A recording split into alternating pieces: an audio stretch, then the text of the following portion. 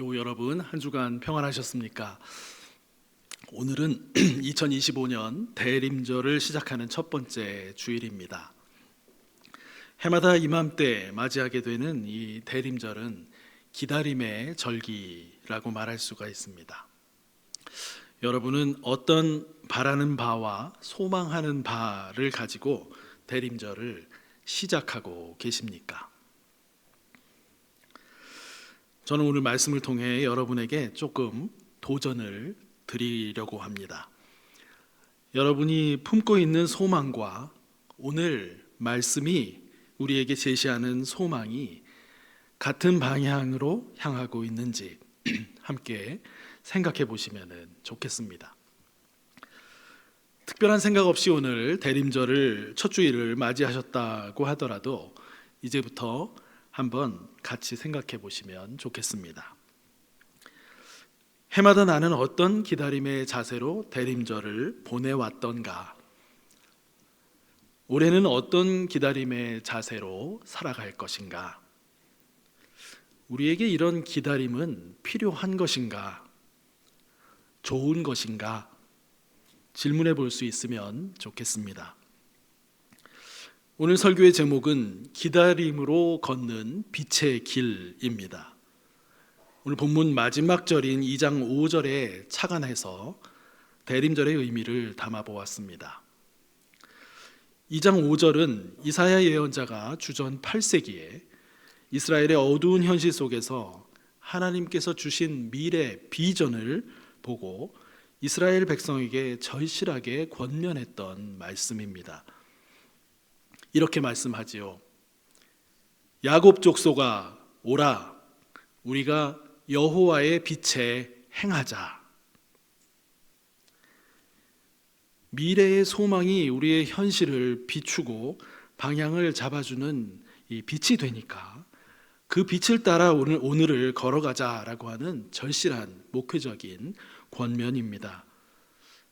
오늘 설교 제목도 이 빛의 길을 걷자라고 하는 뜻이 담겨 있는 것을 느끼실 수 있을 것입니다. 현실의 삶이 어둡고 막막할 때 이 어두운 생각들이 밀려와서 우리의 의지를 흔들고 위협하는 것을 경험합니다.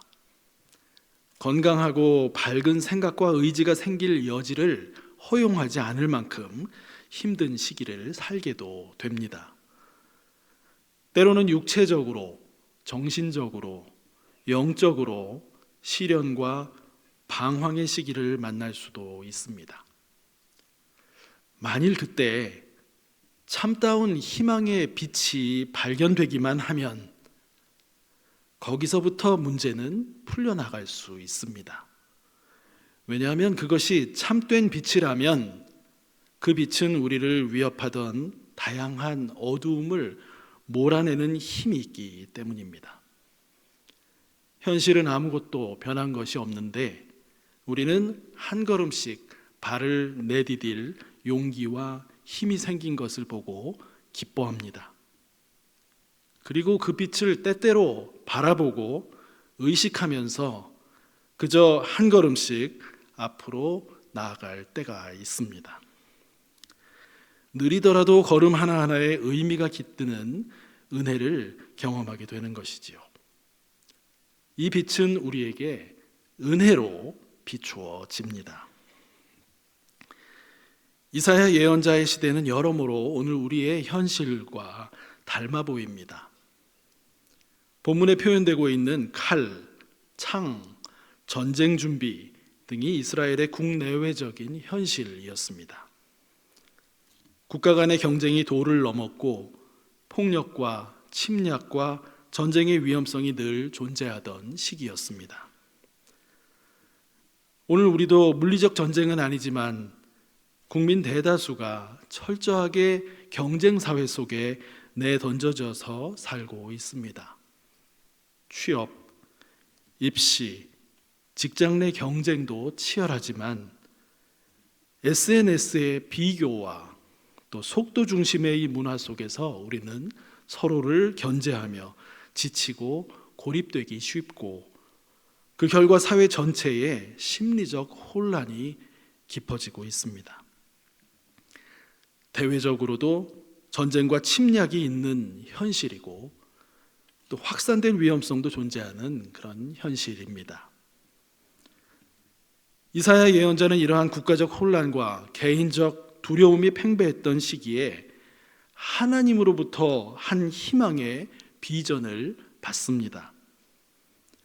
그것은 현실의 두려움과 답답함을 넘어서도록 하는 새로운 차원의 미래를 보여준 비전이었습니다. 이스라엘이라고 하는 민족의 테두리에 갇혀있던 예언자 이사야에게 하나님께서는 그의 시야를 활짝 열게 만드는 하나님의 시간을 보여주셨습니다. 하나님께서 종국적으로 세상을 새롭게 하실 때가 올 것을 선명하게 보여주셨습니다. 이사야가 빛을 발견한 시간이었습니다. 2절에 나타나는 마리레라는 말이 바로 그 하나님의 시간을 의미합니다. 종말의 때라고도 할 수 있지만 기본적으로 하나님께서 그분의 뜻을 온전히 이루시는 때를 말합니다. 그때 하나님의 산이 모든 산 위에 굳게 서고 모든 작은 산 위에 뛰어나게 될 것이며 세상 만방이 그리로 모여드는 것을 이사야가 보게 됩니다. 만왕의 왕이신 하나님께로 만국이 그분께로 나아오는 것을 본 것입니다. 이사야는 하나님을 전혀 모르던 백성들이 왜 야곱의 하나님의 산과 전으로 나아오는지 그 이유를 유심히 살폈을 것입니다. 그는 비전 속에서 그 이유를 발견하는데 3절을 보면 그 이유는 그들이 자신들의 길이 아니라 하나님이 보여주시는 참된 길을 배우기 원했기 때문이었습니다.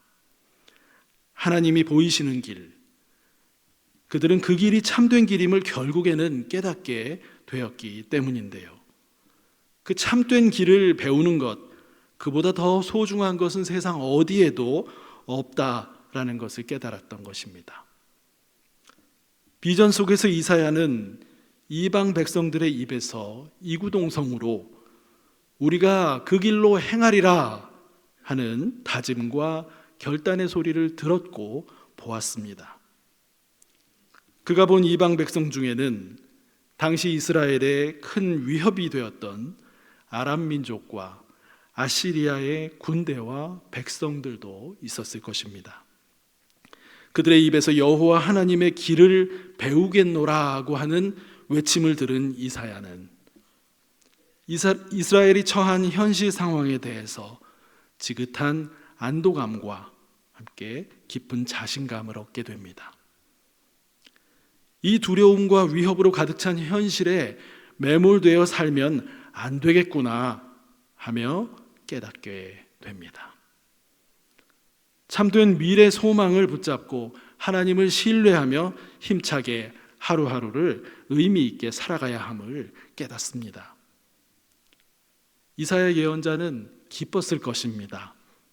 내면에 가득한 여유와 명민한 판단력이 새로워졌을 것입니다. 이스라엘 왕과 백성들에게 이 비전을 이야기해주며 현실을 바르게 살도록 말해줄 사명감이 차올랐을 것입니다. 세상 많은 백성이 종국에는 인정하게 될 그 참된 길은 본문 3절에서 말씀하는 것처럼 시온에서 나오는 율법과 관련이 있고 예루살렘에서부터 나오는 여호와의 말씀과 관련이 있습니다. 세상을 살아가면서 많은 사람은 지성을 추구하는 일에서, 재물을 획득하는 일에서, 권력의 자리에 오르는 일에서, 자유와 쾌락을 누리는 일에서 생의 의미를 찾아보려고 하지만 참된 삶의 의미는 야곱의 족속 하나님 백성이 전해주는 율법과 그를 통해 말씀하시는 여호와의 말씀에서 발견된다는 사실을 말해줍니다. 세상에 참으로 의미 있는 것이 많다고 하는 소리가 들려옵니다. 우리는 이리 솔깃 저리 솔깃하며 인생을 살아가기가 쉽습니다. 그러나 진정 참된 것을 찾고 다른 의미 있는 것들을 향유해 가는 것과 참된 것을 도외시한 채 부수적이고 본질적으로 허무한 것들로 목을 축이는 것에는 현격한 차이가 있습니다. 율법과 하나님 말씀에 대해서는 문외한이던 수많은 사람이 그것이 참된 길임을 깨닫고 그 길을 배워 그 길로 행하리라 외치며 하나님의 산으로 모여든 것을 이사야가 보았던 것입니다. 세상 많은 사람이 종국에는 하나님 말씀의 참됨을 인정하게 되고 그 길로 자원하여 나오게 됨을 말씀하고 있는 것입니다. 그러므로 인간의 삶 속에서 가장 소중한 것은 이 하나님의 말씀을 만나고 깨닫고 배우며 그 빛 속에서 살아가는 것이 됩니다. 그 말씀이 우리 인간과 온 세상을 지으셨고 오늘도 우리를 지탱해 주시며 삶의 의미를 제공해 주시기 때문에 그렇습니다. 다른 말로 하면 이사야는 비전 속에서 하나님의 말씀을 새롭게 보았습니다. 온 세상이 그 말씀으로 나아오게 되고 배우고자 하고 깨달은 삶을 행하리라 다짐하게 되는 그 날을 본 것입니다. 이사야에게 하나님의 말씀은 이제 절대적인 것으로 확인되었습니다. 참 진리인 것으로 마음 깊이 새겨지게 되었습니다. 그 하나님의 말씀은 열방 사이에서 판단하시고 많은 백성을 판결하신다고 이사야는 말합니다.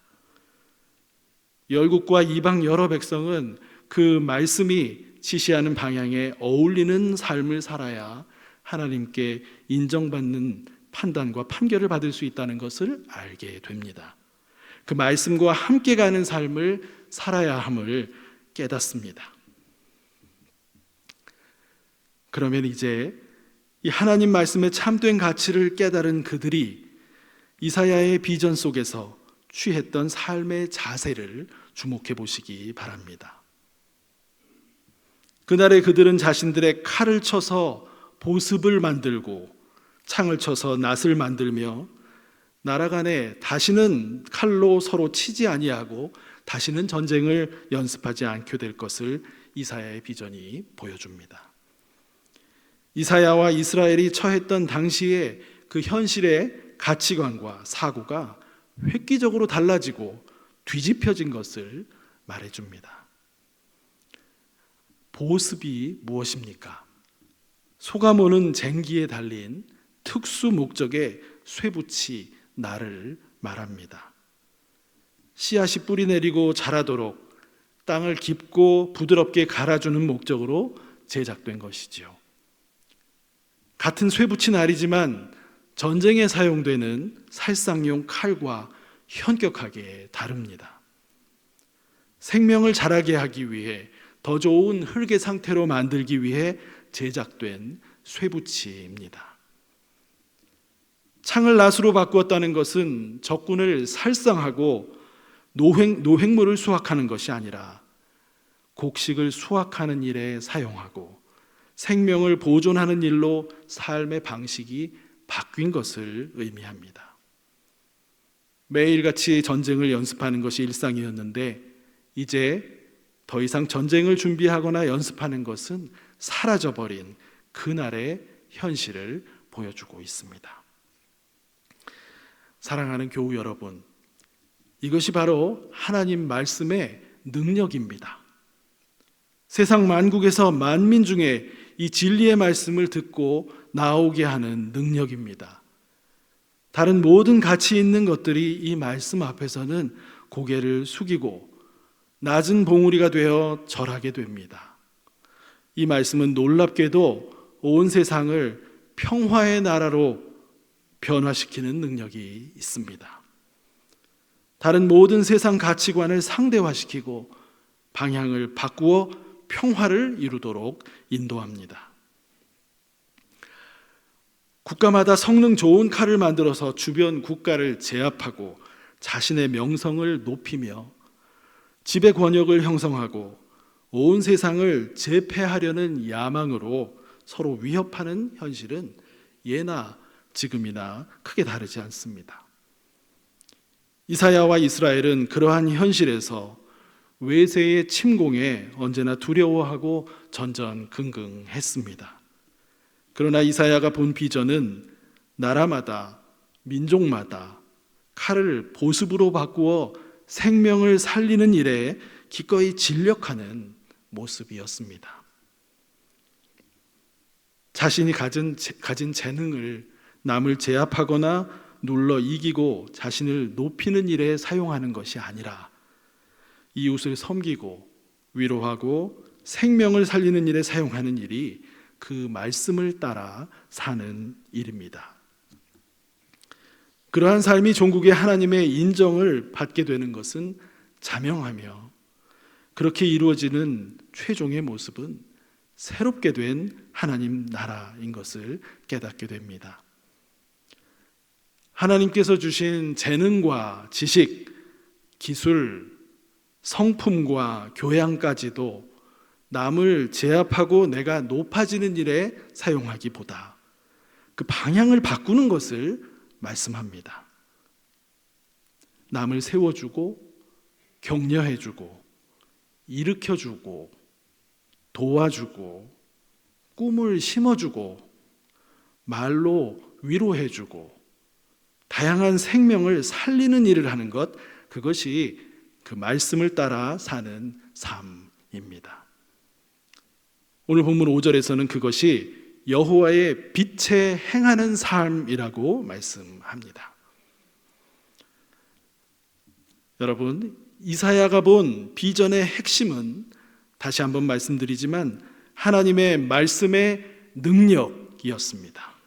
그 절대적인 능력이 우리 삶에 임하고 우리가 그 말씀과 함께하게 되면 어떤 생의 문제나 손실이나 좌절의 경험이라 할지라도 우리는 그것들을 압도하는 확실하고 참된 소망이 있다는 것을 알게 됩니다.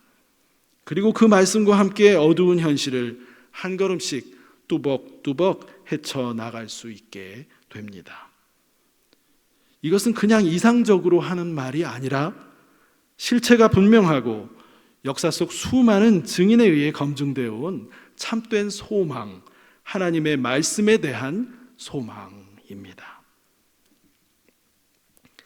우리가 잘 아는 매우 소중한 성경 구절이 요한복음 1장 14절에 있습니다. 말씀이 육신이 되어 우리 가운데 거하심에 우리가 그의 영광을 보니 아버지의 독생자의 영광이요 은혜와 진리가 충만하더라. 대림절 기간 우리가 마음으로 집중하게 되는 성탄의 의미를 보여주는 성경 말씀입니다. 이사야가 본 하나님의 말씀이 결국 육신이 되어 오신 예수 그리스도 안에서 역사 속에 실현되었다라고 하는 이 놀라운 신비를 우리는 알고 있습니다. 아버지의 독생자의 영광이 비추었고 은혜와 진리가 충만했다고 요한이 전해주고 있습니다. 사랑하는 교우 여러분, 우리는 대림절을 시작하면서 이 빛의 길을 행하는 삶을 소망할 때 그 출발점에 두 가지의 기다림의 방향이 있음을 발견하게 됩니다.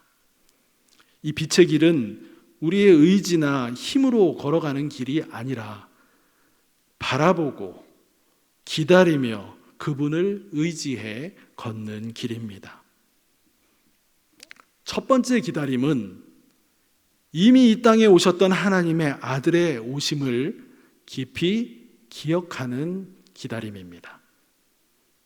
어둡고 혼탁한 세상 가운데 하나님께서 친히 오신 그 사건을 묵상하며 그 오심으로 이미 새로운 시대가 시작되었음을 믿음으로 붙드는 기다림입니다. 이 깨달음은 우리의 지적인 이해로만 가능한 것이 아니라 성령, 하나님의 영께서 우리 마음을 비추어 주실 때 비로소 가능해집니다. 그러므로 이 대림절 기간 성령께서 다시 우리 마음에 새롭게 임하시기를 소망 가운데 기다리며 이 절기를 시작하시기를 바랍니다. 이사야 예언자는 멀리 바라본 그 비전 속에서 참된 희망을 보았습니다. 그는 온 세상이 하나님 말씀 앞에 나오는 그날을 보았지만 그것이 어떻게 이루어질지는 알지 못했습니다. 그러나 우리는 그 일이 하나님의 아들이 육신을 입고 오신 그 사건 속에서 이미 시작되었음을 알고 있습니다.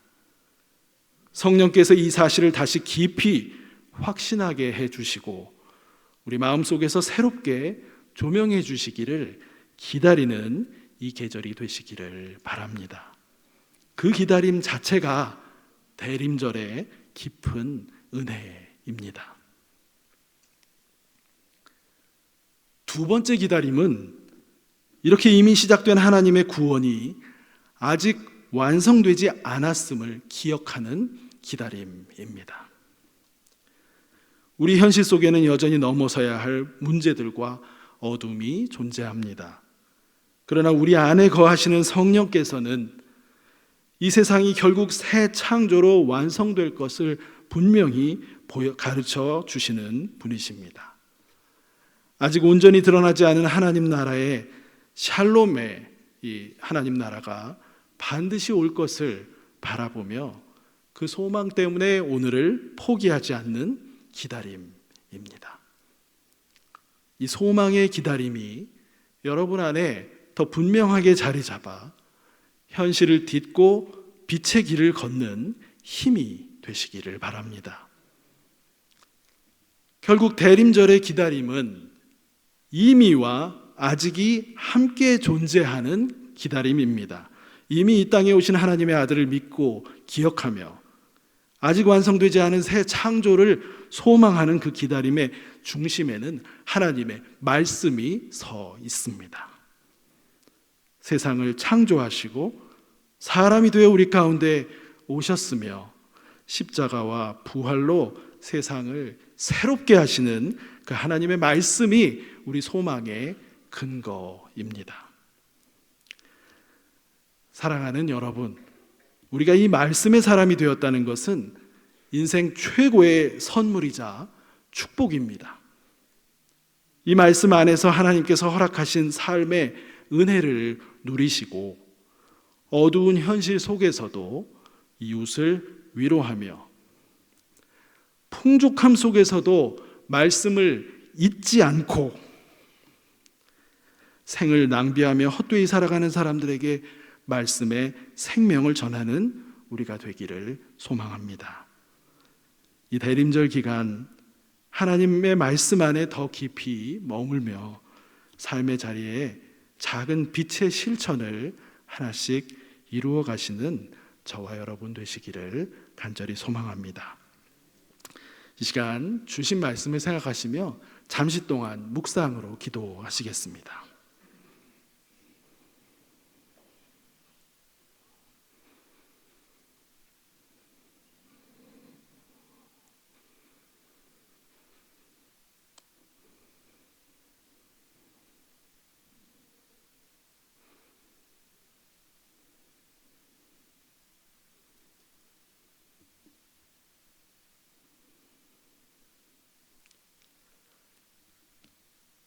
거룩하신 하나님, 대림절을 다시 허락하시고 말씀의 은혜 안에 머물게 하심을 감사드립니다. 이미 우리에게 오신 주님을 기억하게 하시고 그 임재의 빛이 우리 안의 모든 어둠을 몰아내게 하옵소서. 성령께서 우리 마음을 새롭게 하셔서 빛의 길을 향한 작은 걸음마다 참된 미래의 소망을 보게 하시며 아직 완성되지 않은 이 현실 속에서도 하나님을 신뢰하며 기다리게 하옵소서. 예수 그리스도의 이름으로 기도드립니다. 아멘.